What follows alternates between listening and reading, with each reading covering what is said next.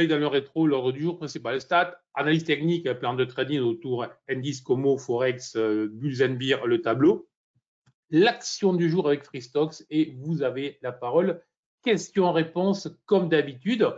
Alors, je ne suis pas nécessairement dans l'ordre chronologique, hein, voilà. Mais l'action du jour, on essaiera de la faire systématiquement à la fin.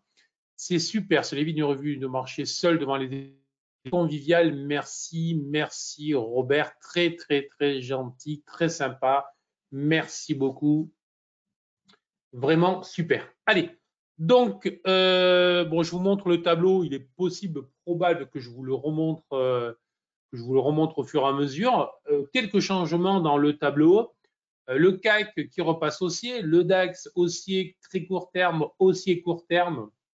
Bien dans ce qu'on imaginait hier, c'était pas du tout le scénario le plus probable, mais toujours être à l'écoute des prix, toujours être à l'écoute des prix et ne pas se préoccuper de nous.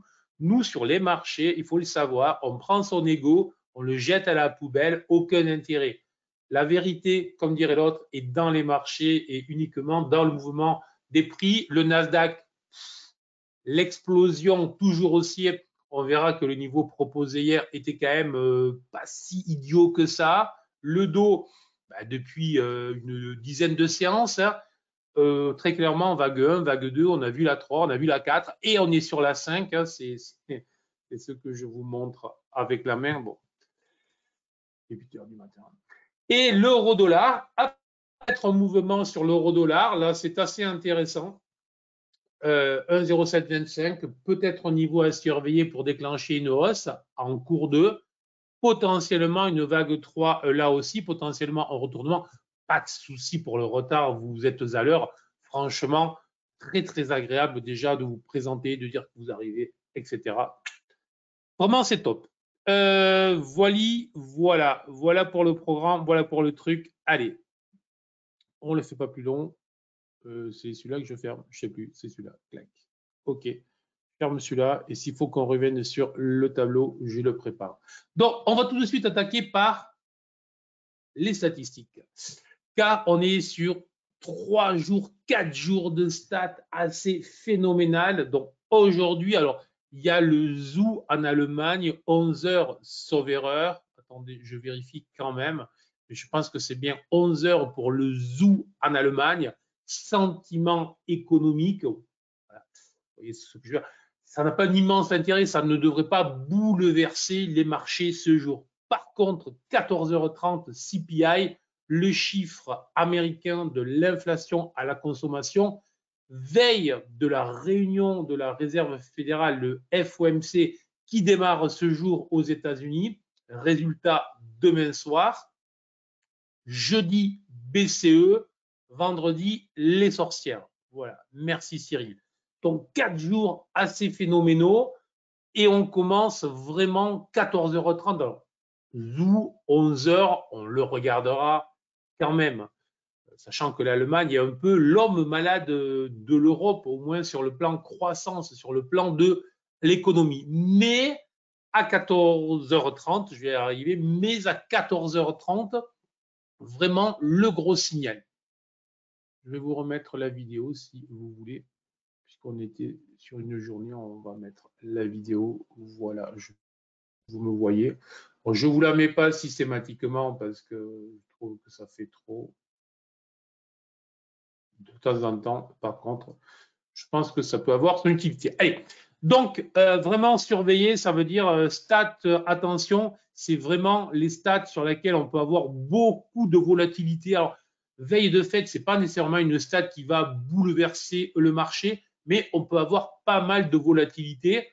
Autrement dit, beaucoup de prudence à l'approche au moment du déclenchement de cette stat, car ça va être un événement clé. Évidemment, tout le monde, tous les algos, tous les ordinateurs, tous les traders, tous les gérants vont avoir l'œil rivé sur le résultat.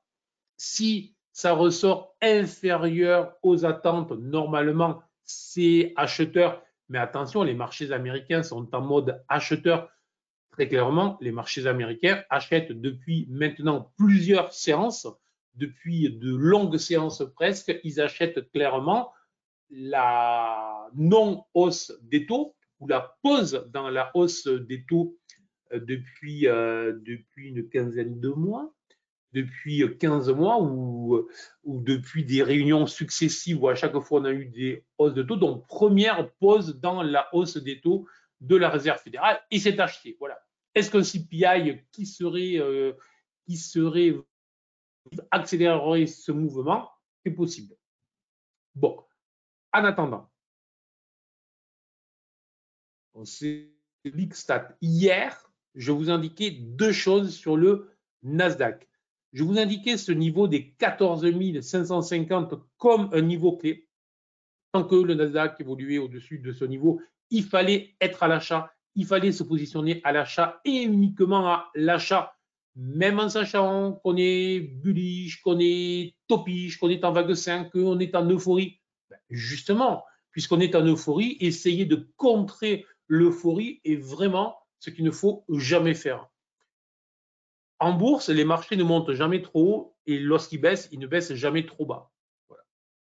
Essayer de s'opposer au mouvement en bourse, c'est l'assurance de ne jamais faire de vieux os dans ce métier. Donc ce niveau a été parfaitement respecté, vous voyez, et il y a eu l'attaque ici à l'ouverture américaine, la double attaque en direction de ce niveau. Et je vous parlais aussi que le nuage BSI, rien à voir avec les autres nuages, que le nuage BSI avait servi magnifiquement de support. Hier, enfoncement, marteau sous le nuage, appui au-dessus du support et vroom, c'est parti. Donc, essayez de contrer le marché alors qu'il nous donne des indications claires et que dans le plan de trading, on était aussi au-dessus des 14 550. Vous voyez bien que ce n'est pas une bonne idée. Et après, ce n'est pas parce qu'on approche d'une résistance qu'on se met contre le mouvement, c'est aussi on continue à travailler le mouvement.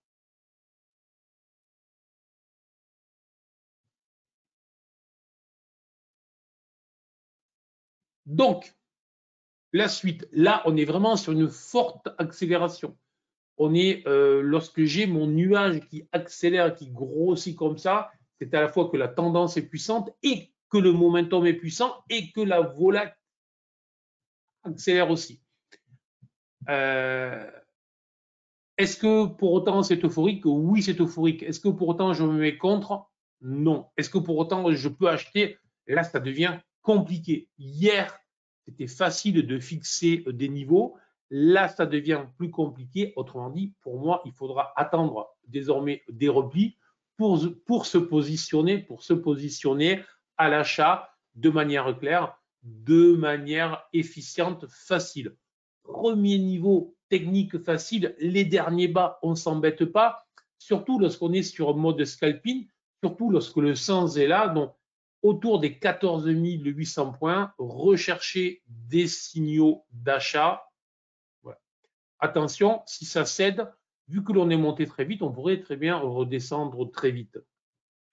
Première alerte, si on passait sous les 14 660 désormais, ça serait une première alerte très claire. Donc, surveillez ces deux niveaux, 14 800, 14 660 points, 670 points, 800 plutôt niveau d'achat, 660, 670 niveau d'achat presque obligatoire. Et si ça cède, là, il y aura notamment en intraday un premier signal de fébrilité et donc potentiellement de retournement baissier. Voilà. Allez, le Dow Jones. Le Dow, là aussi, mode fusée, je vous indiquais là aussi hier, le nuage.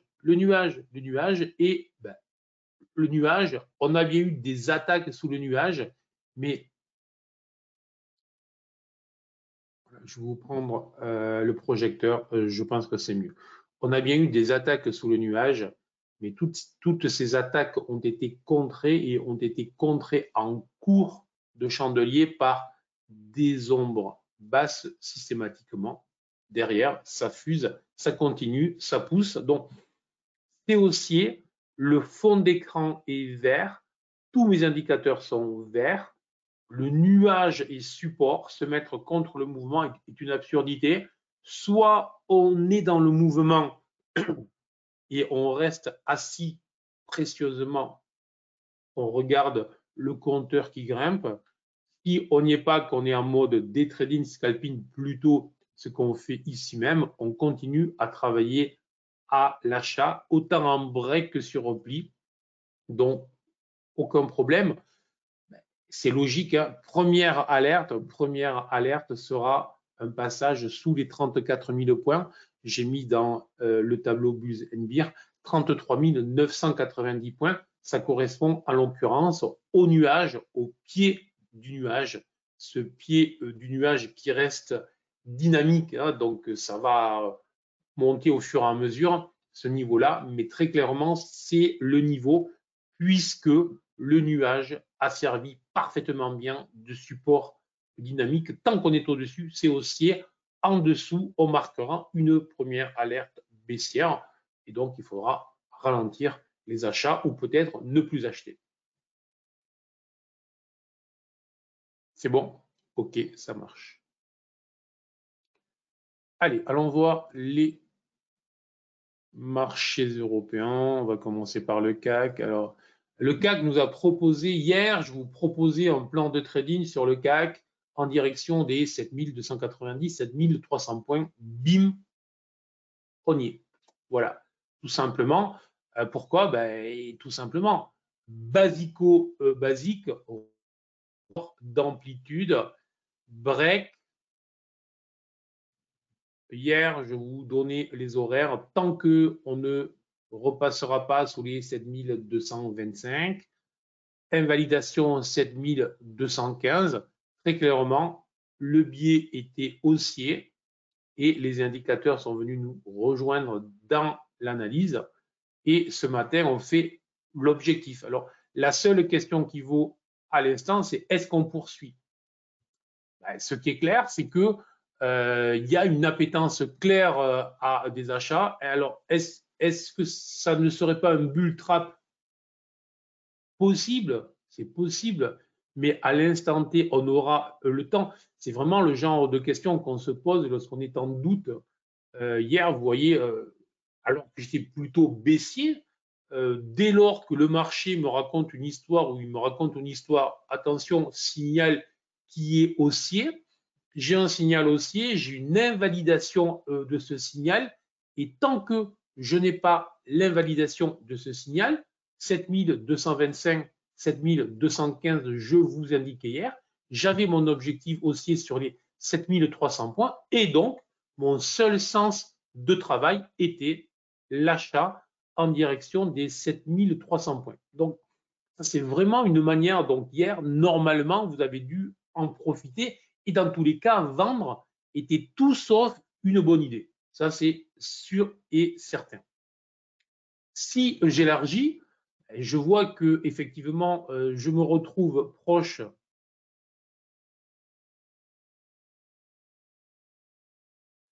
de l'ancienne résistance, mais je vois aussi que cette zone que je suis en train de tutoyer, de la casser, de la franchir, et derrière, j'ai mon fameux niveau 7355 que je vous avais donné 3 jours ou 2 jours avant qu'il ne soit fait. Là aussi, on va voir ce qui se passe, mais ce qu'on va considérer, c'est que si jamais la cassure était avérée, si le gap n'était pas refermé, et vu le contexte, je peux à peu près vous jouer la même histoire qu'hier. Alors, degré de probabilité de réussite par rapport à hier, un petit peu plus faible. C'est-à-dire qu'hier, honnêtement, la proba que l'on fasse ce qu'on a fait hier, et on aurait même pu faire hier déjà les 7300 points, c'était une proba relativement forte. Aujourd'hui, c'est une proba un peu plus faible. Mais ce qui est certain, c'est que pour la journée, tant que je ne reverrai pas les 7275, 7265, donc 75, 65, première alerte 75, 65, je dirais la confirmation, très clairement, biais acheteur et uniquement acheteur.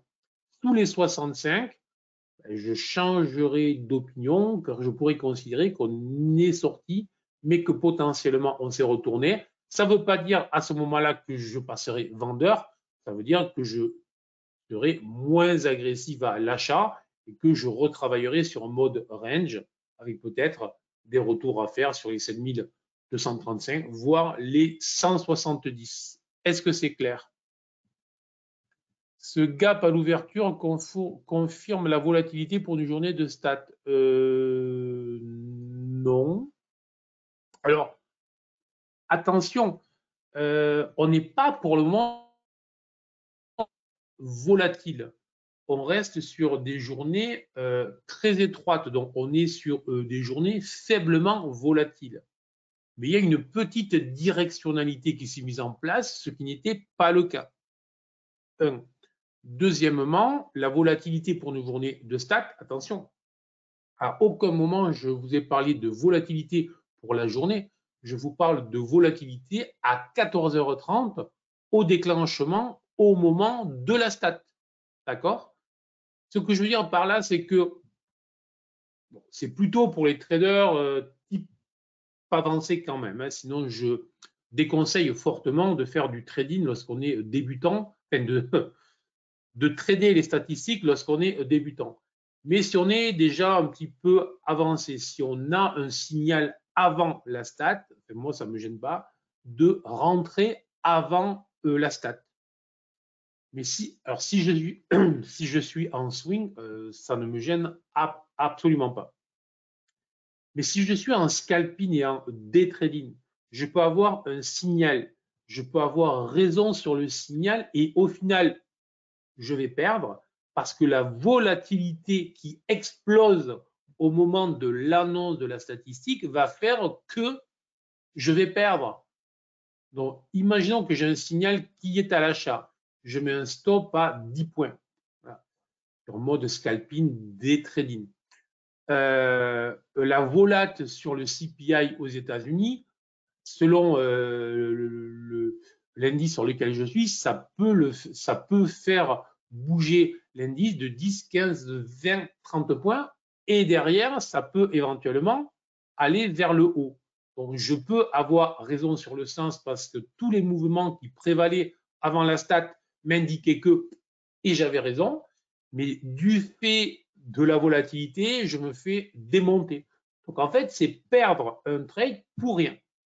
C'est pour ça que je fais bien la différence entre les annonces qui sont importantes, mais que l'on peut trader, et les annonces qui sont importantes et que trader en day trading avec un stop est un petit peu stupide, soyons clairs, parce que c'est jouer au loto. Et quand je trade, jouer ne m'intéresse pas. Voilà. OK. FCE, c'est le troisième gap non comblé depuis début juin. Ouais. OK, ça marche. Pour le troisième gap, on verra, c'est un peu compliqué dans le range d'essayer de trouver des cycles complets. Hein. Voilà, on est plutôt dans des gaps de type commun. Alors, le DAX, alors lui, c'est je m'envole. Donc, souvenez-vous, hier, je vous disais que le DAX était en retard. Hier, je vous disais que le DAX était en retard et que, attention, si le DAX se mettait en marche, il valait mieux travailler le DAX parce que lui, il a un momentum, une puissance très forte. Ce matin, on le voit très clairement, hein, puisque hier, on était sous résistance, on était loin de péter les résistances, et c'est là où l'on voit que c'est très propre, parce que hier, si vous étiez dans le cadre de ce que j'ai raconté, déjà ensuite, tout est passé vert, on a tapé la résistance, on a bloqué, pullback décolle, et puis depuis, on s'enflamme et on gagne plus de 180 points. Là aussi, on est sur le deuxième gap consécutif. Donc, est-ce que c'est un nouveau lancement de marché? Donc, à ce moment-là, ça voudrait dire que vraiment, on va sortir de ce range déclenché, mais là, on se pose des questions qui, franchement, n'ont pas lieu d'être pour faire du day trading. Donc, en mode day trading, pour moi, les choses sont claires. Le DAX repassé haussier, attention, dans le range, mais lui est quand même très proche de ses sommets. Donc, il a retracé. Pourquoi est-ce que j'ai ça là? Donc, il a retracé plus de 75%.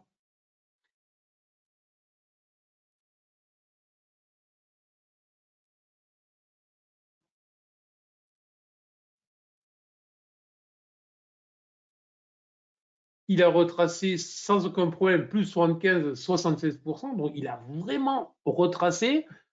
On avait, souvenez-vous, presque une configuration d'une TEI.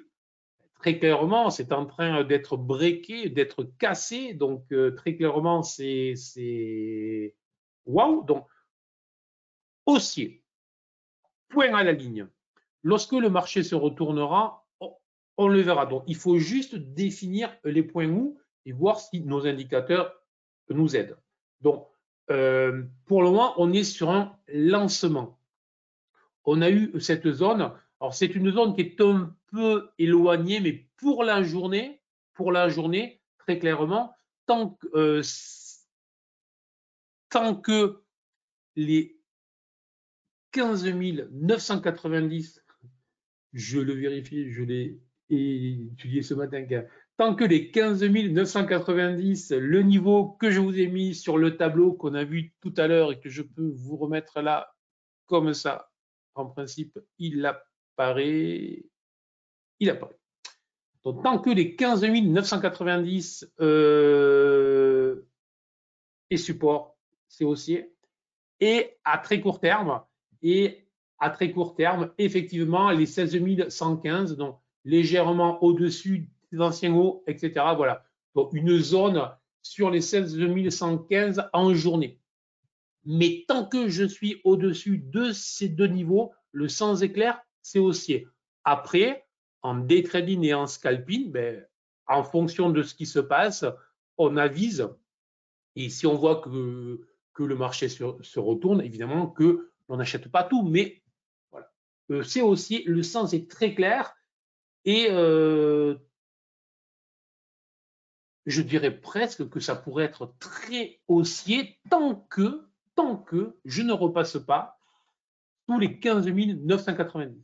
15 990, pour moi, le passage sous marquera le fait que ce mouvement était plutôt un mouvement de bull trap. Est-ce que c'est clair? Et à ce moment-là, on pourra en tirer des conséquences, voire des conséquences très agressives. Mais là, trend is my friend. Et ce n'est pas toujours le cas. Regardez, changer 5 minutes avant et un pour illustrer ce que tu dis. Ok, ça marche, regarde-le. Bonjour, comment j'ai retenu la première en demi-heure, 9h, 9h30, lorsqu'on ouvre un gap aussi au-dessus de présent niveau de résistance comme a priori aujourd'hui. Merci, bon trade.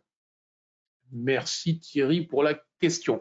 Alors, comment gères-tu la première demi-heure, 9h, 9h30, lorsqu'on ouvre un gap haussier au-dessus d'un présent niveau de résistance? Alors, je ne voudrais pas vous faire systématiquement de la publicité pour mes livres, hein, je veux dire, c'est pas. Je moque, mais voilà.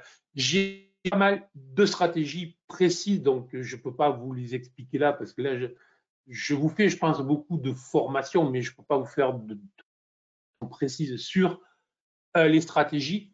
Je vous en fais déjà, je trouve, pas mal, enfin, j'espère.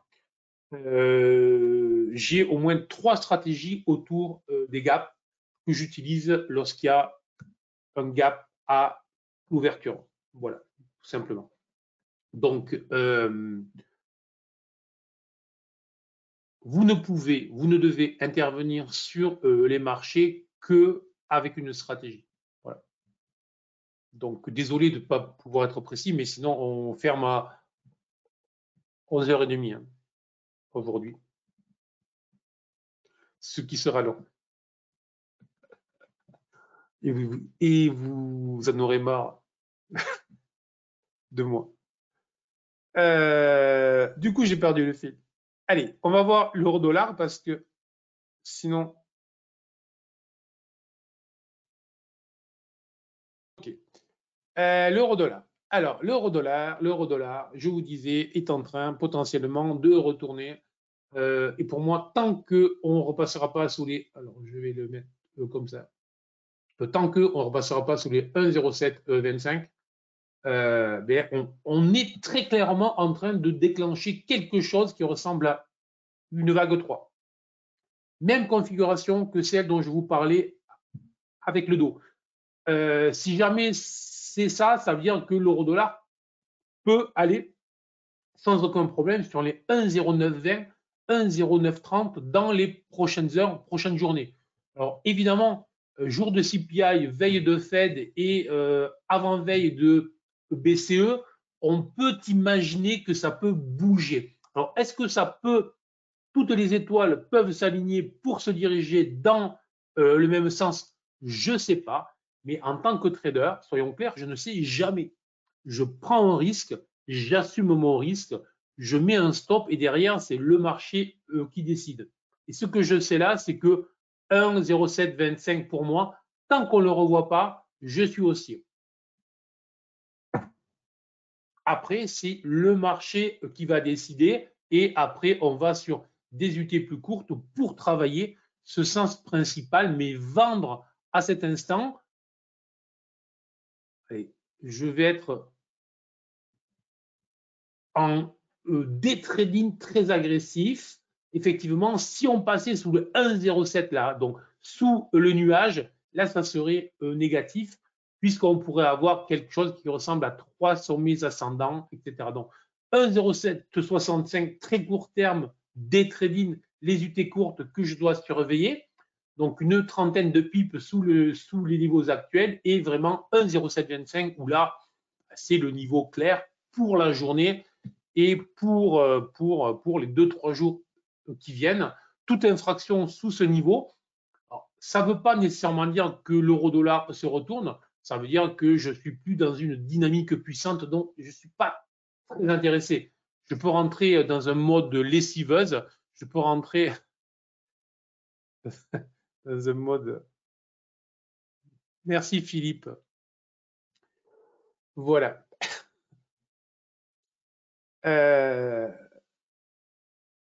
Alors, le pétrole, il est en train de s'enfoncer, ça glisse. Alors, on était sur un mode, je vous rappelle, depuis la réunion de l'OPEP+, ouverture sur le haut. Depuis, on perd quand même près de, on a perdu 8 dollars quand même, ce n'est pas rien, pour l'Arabie Saoudite qui voulait tuer les spéculateurs, enfin, tuer, c'est peut-être méchant, qui voulait être agressif envers les spéculateurs. Ça s'est retourné contre eux et pour le moment, c'est eux qui se font nettoyer.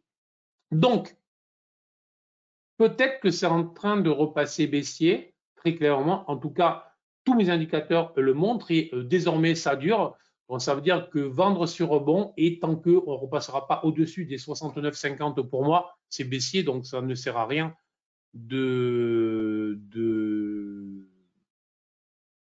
Salut Naram, je suis content que tu sois là. D'essayer de contrer le mouvement. Allez, on finira, mais non, on ne finira pas puisqu'il y a la nouveauté du jour. On va continuer donc avec le gold et on finira pour les analyses Forex, Como et indice là.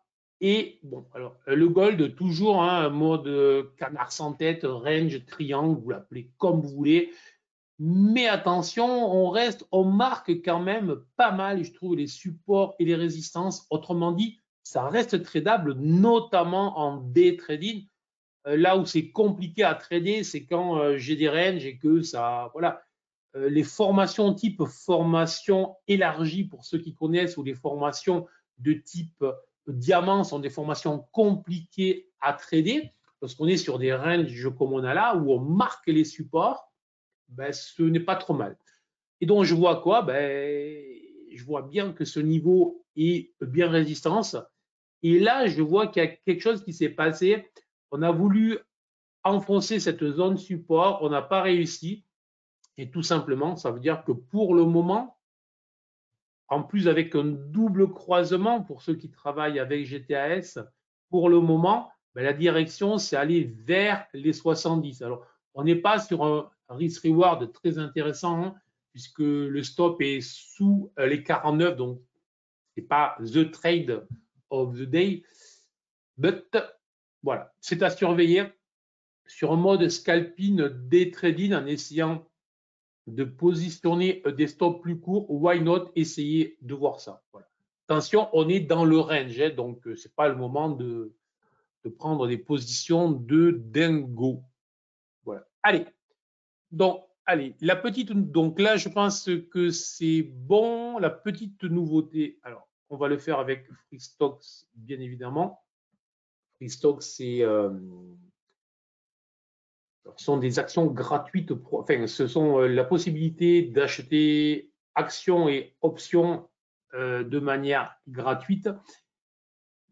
Mais bon, là, je ne vais pas, moi, vous faire le pitch sur ça. Moi, je vous propose l'analyse sur Tesla, l'action Tesla qui, malgré tout ce que l'on entend, malgré tout ce que l'on voit, est en train de déclencher un signal haussier très intéressant et qui, en plus, je crois, est en train de déclencher, alors, on doit être à la 11e ou 12e hausse consécutive en journée, chose qu'elle n'avait jamais fait depuis sa création sauf erreur. Donc c'est juste assez colossal. Et donc de manière claire, on a une configuration qui ressemble à une tasse avec anse. Alors je ne vais pas rentrer dans les détails, mais ce qui m'intéresse dans cette configuration, c'est que moi c'est une valeur que je suis, que je travaille depuis un petit moment, parce qu'elle avait elle présentait vraiment une configuration très intéressante. Ici, déjà, formation type TEI, à l'époque où personne n'en voulait, ou presque lorsqu'elle était redescendue sous les 100. Et là, elle a fait une correction en 3 temps. J'espère que vous voyez bien, sinon je vais prendre le Projo. Dites-moi si vous le voyez bien. Dites-moi si vous le voyez bien. 1, 2, 3, voilà. Donc, elle a fait une correction en 3 temps très clairs et depuis, elle est en train de redémarrer. Depuis les 150, 152, elle est venue breaker sans problème son dernier haut, dont la ligne de coup autour des 219 et elle a accéléré plutôt très fort désormais. Alors, l'objectif graphique, si on fait le report d'amplitude, se situe au minimum. C'est un minimum autour des 290. Alors ben, idéalement, évidemment, des achats sur repli, surtout lorsqu'on commence à mettre des gaps de tous les côtés, comme ça, on est plutôt en mode surchauffe, mais bien évidemment, ces tests-là, on l'a connu être sur des modes surchauffe qui ne s'arrêtent jamais. Donc, bon, moi, en tant que plutôt toujours essayer de cibler mes interventions et ne jamais être sur un mode de jeu, ce qui m'intéresse, je surveille vraiment un retour pour les 219, 220 $. Et là, en plus, on aura un risk-reward très intéressant que l'on peut travailler soit en mode trading, soit en mode investisseur actif, selon les UT que l'on recherche. Voilà pour l'action. Est-ce que ça vous intéresse qu'on fasse un peu les actions? Voilà. A priori, il y en a qui me l'ont demandé. Donc, on pourra faire les actions. Si vous voulez même, on pourra, en fonction de vos demandes, carrément, très bien, top, OK. Donc, l'idée, c'est pas que j'y passe 25 heures non plus. On fait 2, 3, 4 minutes. Après, si vous avez des idées d'actions, lorsqu'on a du temps, après, on peut en faire. Voilà. Action US essentiellement. Action US essentiellement. Très intéressant, ça donne des idées, etc. OK. Voilà. Donc, est-ce que vous avez des questions sur ce qu'on a vu ce jour ou pas?